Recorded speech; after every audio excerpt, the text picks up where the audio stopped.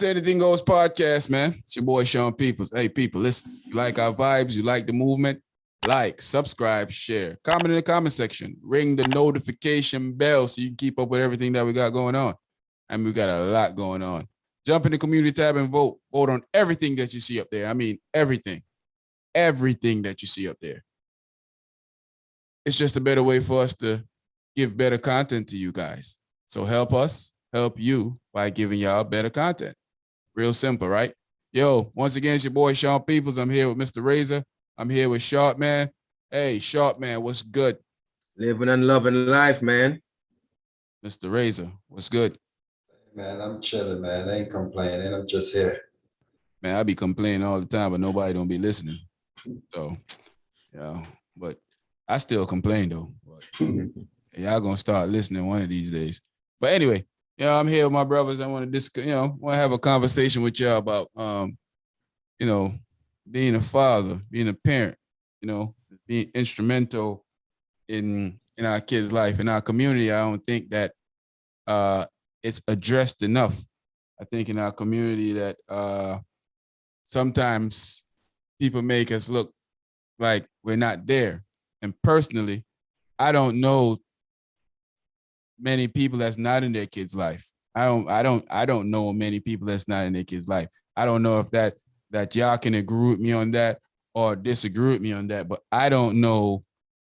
I can probably count on 3 fingers if I think really hard. I know I can think of one, but I probably can count on 3 fingers if I think really hard on absent father in a kid's life that I know. So I don't know if would you guys agree with that, or do you guys disagree? Do you know a lot of fathers that are absent in their children's life? Well, me personally, I don't know too much fathers that's not in their kids' life. Most of the people that I associate myself with, and I guess it's by choice, are great fathers because, for me, I cannot be with a friend with someone that's not there for their kid. That's just not me, because how would it look for me and you, or let's say, all of us chilling together, going out, spending money and doing all these things, and and you're not being there for your kid, you're not supporting your kid, you're not, just have a physical presence in his life. I personally cannot associate myself with anyone like that, and I like to see dads that's being great fathers. Anybody that I'm dealing with, they have to be a great father, and so on as a mother too. Even if some females you meet and they're not there in their life, I'm like, what happened while you're not in that kid's life? And I look at it the same way as a dad. You need to be there. That he needs you. Sometimes even if you cannot provide that financial help, or you might be going through a bad time, or everybody gets down sometimes, but if you have that physical presence, showing them the right way, doing the right things, even though you might not cannot provide that financial support at the time, then you need to be there. You need to be that man that's just always in their life. They need it, and that's just my stance on it.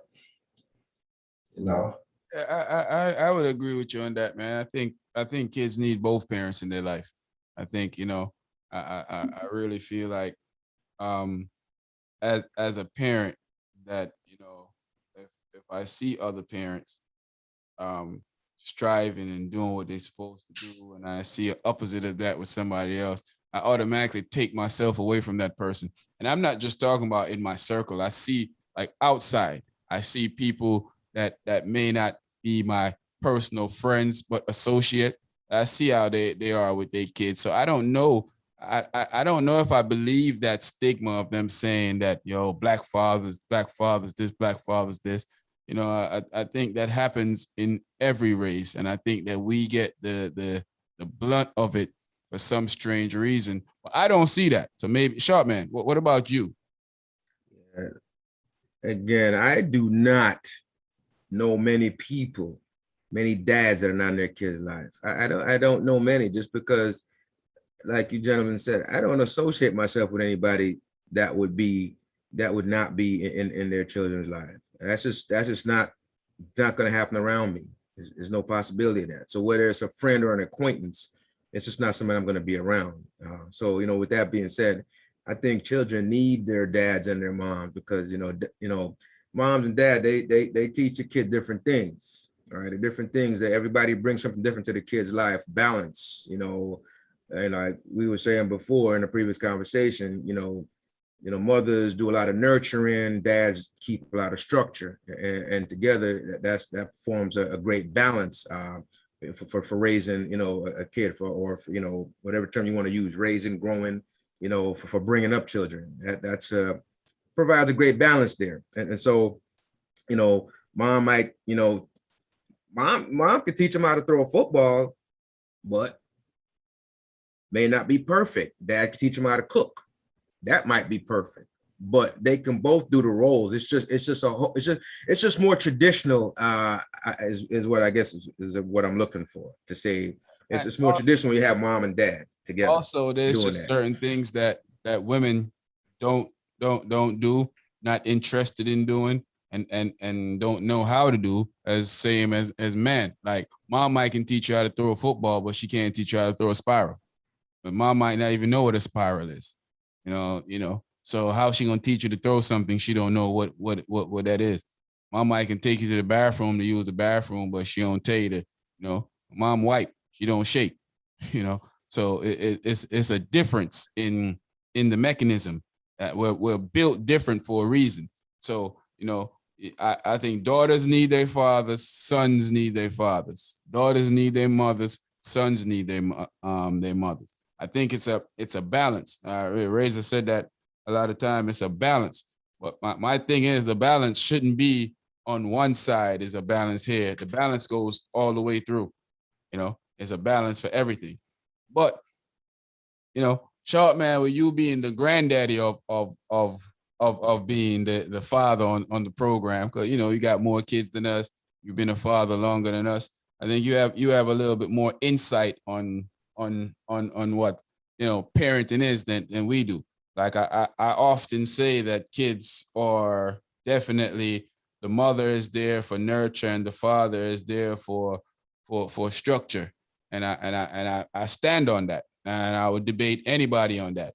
I'm not saying that a father can't be nurturing. That's not what I'm saying. But there's times when a mother might look at, that's my baby, and the dad have to step in and say, you know, that's my boy, it's my big son, and I have to make sure that he understand that this could cost him his livelihood or maybe cost him his life in the future. So I have to teach him this right now. So, you know, what do you think, Short Man?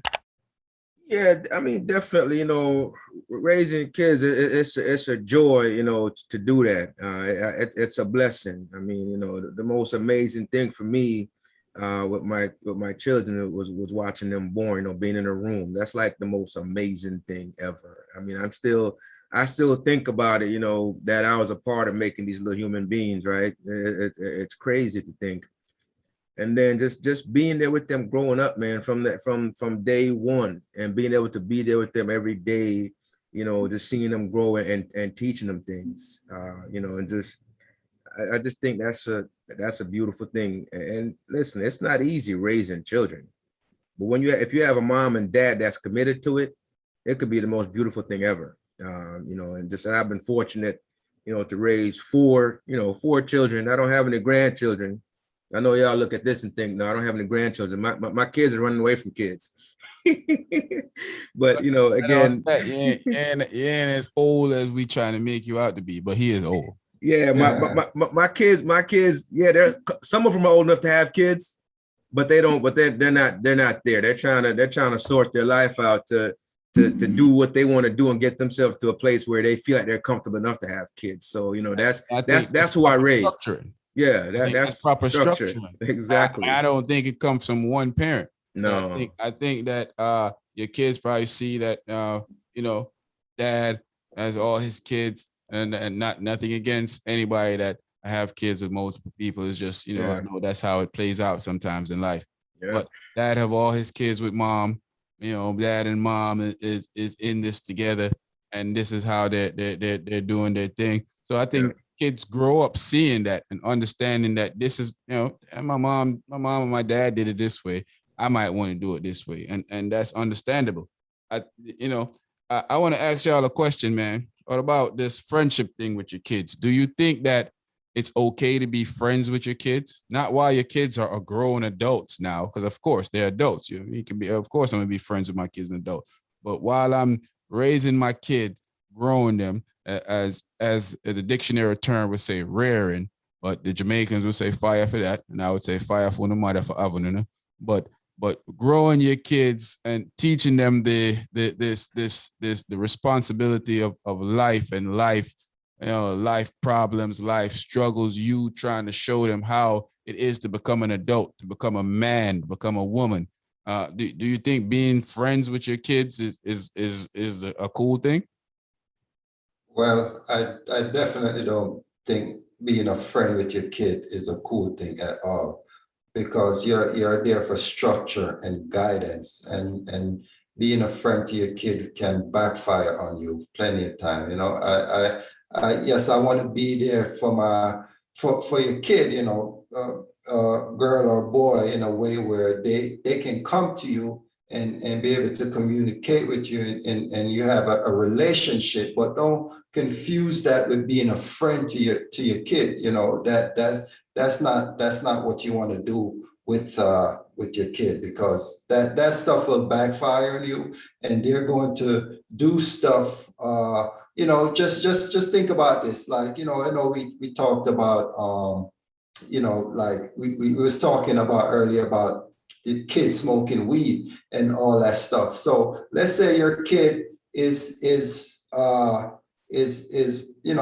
12, 13, and they want to go and experience, and they're going to be like, well, my mom is cool with that, or my dad is cool with that, I could go and do that. They don't have that fear factor in you for them to be like, nah, my mom is going to kill me if she see that, or my dad is going to kill me if she see that. You want your kids to have that kind of fear, I would say. I mean, fear might not be the right word that I'm using, but what I'm saying is, I think it's a type of fear. Yeah.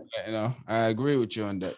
Kids Yeah. should have some type of fear, Yeah. knowing that there's consequences to their action, whether it be a punishment, whether Right. it be under the law, how whatever state you're in, say that you can discipline them. They should know that you may take their TV and throw it out the window. After all, I bought it, so if I want to throw it out the window, I want to can. break it. Yeah. They should be in a situation of understanding that there is consequences to your action. So, I guess fear, like you said, may not be, it might not be the form of fear of the boogeyman coming to get you, or scared to walk down the street fear, but it's some type of consequential fear. Yeah. That that they're going to have if they do something wrong. And but like you said, once we get to a certain point in your life, you finish high school, you're in college. Now we could have that friendship, like I know when I was growing up, me and my dad didn't have that friendship, but now that I'm older, we'll sit around and we'll talk about anything, and just because, he has done his job, he know what he did. And me myself don't have that fear for my father no more, because I'm a grown man, so we could have that type of relationship and talk about anything, because there's nothing that we can't talk about, but there has to be some structure that's set early on, from a kid is born until he becomes an adult. Yeah. What about you, Short man? What's your thoughts on that friendship situation? Like I said, you the granddaddy of the daddies on the show.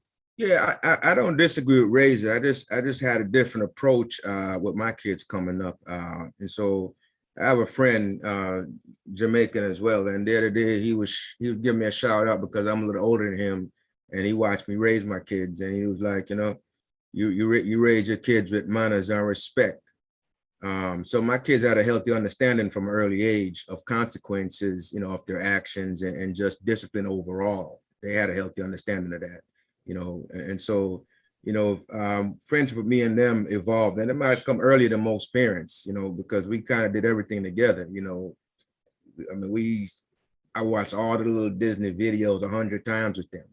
You know, all the Little Mermaids, you know, the Lion Kings, all that stuff that came out back in the late 90s, 2000s. I watched all that stuff with them. We sit Yeah, me there. too. I think that's just a part of parenting. Yeah, so it evolves, but mine kind of developed a little quicker than most, though. You know, I get what Razor was saying. Mine kind of came a little quicker than most as far as me and them kind of being friends. But the respect and discipline that they had, you know, just because it was from early. It wasn't just started one day. The discipline and respect started early, and so they knew where the line was. It's probably a better way to put it. They knew that when it was time to put it down, I was going to put it down, and they understood, and that didn't take away from whatever closeness we have or whatever friendship we have in terms of how we interact with each other.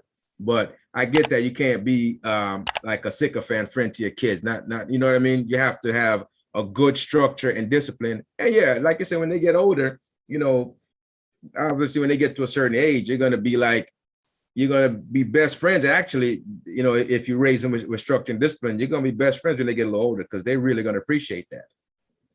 Yeah. Yeah, I agree with that. I think that like I watch, you know, from my son was a kid up until now. I used to watch those stupid Disney movies, those stupid little shows with him. We still watch a lot of TV together when my kids are around. We still do a lot of that. I watch shows with my son. Me and my son have designated shows at nights that we watch. Especially, we like to find series, so we just don't watch them once. That's a big one. That's a big one for us. Watching series, we watch like one episode a night or 2 episodes. Yep. We have, you know, like one of our favorite is Blackish. Then we move to Mix-ish. Then we moved, you know, we moved to a couple of shows just over a period of time. We find series. He'll find my daughter shows on like Netflix. Law and Order. You know, we watch a lot of that. Yeah. You find some crazy stupid show on Netflix that I can't stand, but because that's our deal, and I got to sit there and be like, Jesus Christ, this is corny. And I sit there and watch it.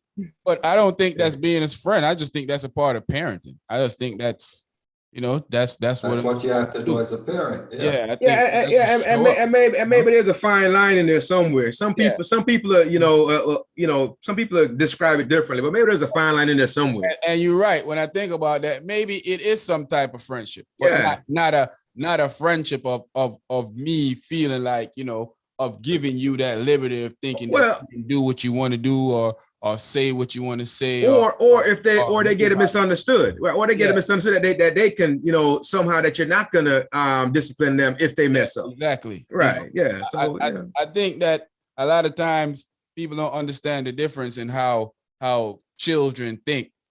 Your child is gonna be more attached to a person that's not children don't like disciplinaries. Yeah, I mean, everybody with common sense realize that. If you send your kid to somebody's house and that person is a disciplinary, your kid don't want to go back there. You know why? Because kids don't like people that are disciplinary. Kids don't like people that have rules. If your kid's gonna go to grandma's house and know that grandma is gonna box you upside your head if you keep jumping on her furniture, or if you run through her kitchen 52 times and open the fridge, kid don't want to go over there. But that's the thing, Sean. That's the thing. See, how I raised my kid was like they would never do that. Like, so that's what I'm saying about the structure early on. What my friend was saying, how he respected how I raised them. They don't do that kind of stuff. And when adults was around, they didn't sit around adults. They went and did kid stuff. So that's how I grew them. And so that's how come we never had that problem where if they go to somebody's house that was a disciplinarian, they wouldn't hate that because they're not gonna run to anybody's house and act crazy. They're not gonna jump on anybody's couch because they wouldn't even go to the store and touch stuff on the shelf because that's how I raised them. Exactly. My son had one time with that because it's something that he was accustomed to doing with his mother. Until we went to the store together, he fell, and this was a young age kid. He fell to the ground, and I looked at him and I said, "Boy, get up off the ground." Yeah. I gave him one of them looks, and it never happened again. And he knew. You know, never happened again. My son will go in the store and want something. See, my son know that it's easy for him to get stuff from me, so he'll go in the store and want something. So he don't ask for it. He just looks at it because he know I'm gonna be like, "Oh, you like that?"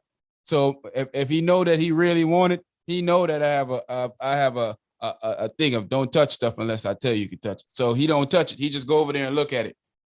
and just be staring at it. And you turn around, he like, what you looking at? Oh, just this. You know, because to him, he thinking that he's beating me to the punch. Like, yeah, I got him because now I'm looking at it, and he's gonna ask me what I'm looking. But he don't know that I know that already. Yeah, So he won. I'm only asking you it because I possibly might get it for you. Right, and I understand that you understand that. And even as my son is up in age now, that he's 13 years old, that he understand these things that I teach him from young. My son don't go in the store and cry for stuff from a little kid that he tried at once with me. And from my son was a little kid up until now, he don't do that. My son knows that there's levels to you to our relationship. My son know that you can joke and laugh with me at 1 minute, and then the next second, hey, it's Big Bad Daddy, and you better understand that. And what I want people to understand is that when I'm saying that kids don't like disciplinary, that's a fact. I'm not going to argue with anybody about this because that's how I was as a kid. You know, I'm in my 30s. That means I was a kid 15 plus years ago. I remember specifically not wanting to go certain places that there's going to be rules. I remember not wanting to go over aunt such and such house or uncle such and such house because they got rules, and if I go over there, they're gonna bust my behind if I go opposite of that. So I don't want to be around there. Or maybe if they don't even beat me, but they're gonna talk to me and tell me I can't do this and I can't do that, and I don't want to hear that. I want to do what I want to do, and I don't think that's okay for you to raise a kid in a particular area of life where they feel like they can do what they want to do, or they know that I can't do this with my daddy, or I can't do this with my mommy, so I'm gonna do it with the opposite parent, or I'm gonna do it. My children, nonsense. my children across the board, they knew if we left them somewhere, they behaved the same way they do at home. That was expectation. I think raising a kid, I have some of my friends. I love how they deal with stuff. Like, if they know that, hey, what daddy say or what mommy say, go. When you come to daddy to complain, he said, what mommy said. She said, well, that's what the rule is. And it doesn't matter if I don't agree with it. I'm supporting what she said, or she's supporting what I'm saying. You can't come to the kid now and say, whatever mommy said, that was stupid what mommy said. You can do it. What you think the kid's gonna think? He's gonna automatically think now the opposite parent is being overly mean to him or doing stuff to him because you're telling him that it's okay. If I tell my kid, hey man, go brush your teeth at 7:30 in the morning, and you as the opposite parent saying, hey, it's early. Why can't he wait until like 11:30? Let him go play the game for a little bit. Let him go do this. Nah, I said brush your teeth at 7:30 in the morning when you wake up. What's so hard to support that? If a kid call you and cry and complain to you, man, mommy said that, daddy, mommy said I had to brush my teeth 7:30 in the morning. Well, mommy should have made it 7 o'clock because I think that's when mommy should make it now because you calling me complaining about 7:30. Maybe you need to do it a little earlier. Plain and simple. Support the next parents. I think sometimes with parents in their mental, it's a competition with the other parents to see how nice I can be, or how the kid likes me more, the kids want to be around me more. And I think that in the long run, that's a failure. It's not a good thing because it might to you, this kid might, he just wants to be around me. Yeah. Until he turned about 15 when he started getting into problems. And now you complaining that you need to be more in his life. You need to help out more. You need to do this. But you already put the kid in that situation. And it's too late. And it's too late then. Change him now. I remember my grandmother telling me but one time, man, that if I think that I can do what I want to do in her house, it'd be over her dead body. So they're not playing that. I remember that vividly. I remember my grandfather, God rest his soul, telling me that, hey man, you're gonna do what we tell you to do. It's not a debate of what's going on. Whatever we tell you to do, that's what you do. And my grandfather never yelled and cussed at me. And my grandfather was a Christian man. And my grandfather used to, when he talked to me, he put fear in me by just talking to me simply. It wasn't a yeller, at least when it comes to me. It wasn't a yeller. He didn't raise his voice too much. He didn't make me feel uncomfortable. He would just basically say, hey, you need to stop doing that. And you're going to do what I tell you to do. And that alone will put fear in my heart for me to do whatever he tells me to do. And that was supported by his wife and everybody else in the circle. Once they tell me to do something, it was done. It wasn't Yeah. no go tell such and such or go tell such and such. Okay, the first thing they're gonna ask me is what your grandmother say, what your grandfather say, what you this say, what your dad say, and what I'm gonna say. Well, they said no. Well, that's your answer, fool. Yeah. You know, as again, Sharp man, the granddaddy. I mean, what I'm saying makes sense, or you think it's just it's overboard? No, it makes perfect sense. I mean, if you have one parent pushing against the other parent, that's not a good thing for the kids and just the overall balance. That's going to upset the balance of things, you know, and to, you know, and to what you said, to think that one parent would be competing with the other parent, if that's the truth, that's just horrible. And I'm sure it happens, but that's just it's horrible a mental though. thing to me. Yeah. I think it's something that sometimes they don't even realize that they're doing that. But those are selfish people though, because you're not harming anybody, but you're harming the relationship between everybody, between you and the kids and the others and the other and the spouse or the partner or whatever. You're harming the whole situation. You know, my son will go to his grandparents' house and complain that they won't let him watch TV to a certain time of the night. That their house, their rules, buddy. Yeah, exactly. Yeah, exactly. They don't want you to get off at a certain time. That's their house, their rules. Yeah. You know what you could do? You can suggest that you don't want to go there anymore. It won't work out for you because you're still gonna go. Yeah. You know? But you can suggest that you don't want to be in that environment, that you don't get to enjoy some of the homely things that you used to do that you do at home. But other than that, I'm not gonna go against what somebody say. Unless you're harming my child, I'm not going against no simple TV stuff and game stuff. And like, come on, man, this is life. Yeah, I think you know, like I said, it takes a village. Takes a village, and so when your children are out with you, they were somebody else. They got to get the same structure, right? Definitely. You know, and I think that as Black parents, as Black men that are fathers to our kids, that's try to be instrumental in our kids' life, I think, you know, I can speak for us all because I see the example that you guys set, that you guys showed them how to be earnest, you guys showed them how to be men, and you guys show that, you know, that's one thing I preach to my son about, taking responsibility for your action. I tell him, yep, you might get in trouble for it, but guess what? At least you know that, hey, I know, because I preach this to my son about being a liar. You know, I can't protect you when you're lying to me. I can only protect you when I know what's going on. You know, I can't. That's one thing my parents know of me. I was never a liar and I was never a thief.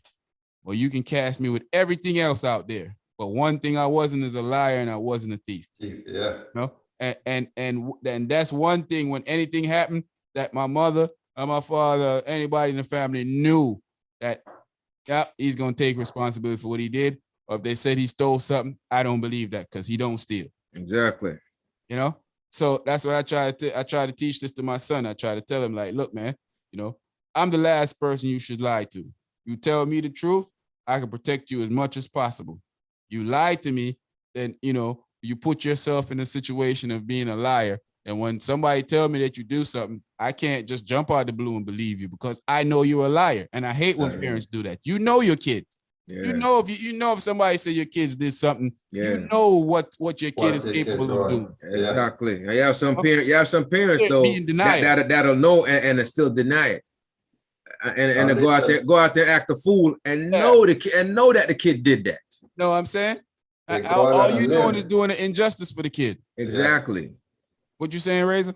No, I said they go out on a limb for their kid, and they know that their kid are capable of doing something, and they still go there and defend them when they shouldn't. You should go and let it be known that, hey, you're wrong, you know, because, you know, wrong is wrong, right is right. And when your kid is wrong, you have to let it know that, hey, you're wrong, and you're gonna get punished, or whatever is the consequence is gonna come from it, you know. So knowing that limb is shaky.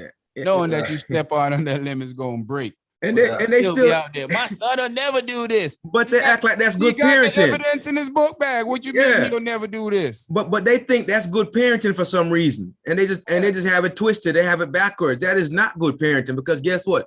that's the kid that's going to end up in jail or in something serious. You know what I mean? Yeah. Yeah. Yeah, it's just one of them things, man. I don't know what the answers are. I ain't got all the answers, Sway. You know, y'all hear that one before. I don't got all the answers, Sway, or you don't got Yeah. all the answers, Sway. But I Yeah. do know that if we combine at being parents together, I do know if you support what I'm doing and I support what you're doing, I do know that makes for a better life for everybody. Got a better chance of raising a decent human being. Yep. And I do know that if you let kids get away with the smallest from their young, growing up to their oldest, they're going to always They're gonna think stretch that, it out. yep. Yeah. They're going to always think that it's perfect for them to do stuff because you're going to always be there to save them. And that's a mentality that a lot of kids have. You know what my kid can guarantee? You know, one thing my kid is guaranteed is that if he's in trouble and I can get to him, I hear Dale Hughley say that he don't go to bed when his kids is out on the street because Yeah. in the blink of a moment that he got to go be Superman. He got to go out there and save them, even if it costs him his life. And that's one thing I pride myself on letting my kid know. I tell him that, hey, I may not can get to you, but if I get there, they're going to have to put me down. Yeah. And that's just the fact of it, because I brought you here for you to live a life and to be great. I didn't bring you here for you to not be great, for somebody to take advantage of you, for somebody to do stuff to you. So, you know, I'm willing to lay my life on the line for you. Got to. You know, I think this was a great discussion, man. We got to throw this up on, don't forget that we're up on Spotify. We're up on all major streaming platform. So go check us out up there. Still want y'all to watch us here on YouTube because, you know how that goes. You know, we try and get, watch us everywhere. That sounds better. It's going to watch us here on YouTube, listen to us on Spotify, listen to us on Apple, listen to us in Google and all the other ones that's out there too. Just go check us out and find us. Anyting, TING. There's no H in it, guys. So stop texting me and saying, man, I can't find you. And then when you send me what you write, I send you back, there's no H in it. And you like, oh, there's no H in it. It's anything. Anything you want. Jamaican Anything style. goes. Anything. You see the shirt? See the spelling? Look at Razor shirt. Look at Sharpman shirt. You don't see no H, right? That's how you spell it. Get up there, find us, listen to the podcast, spread the word.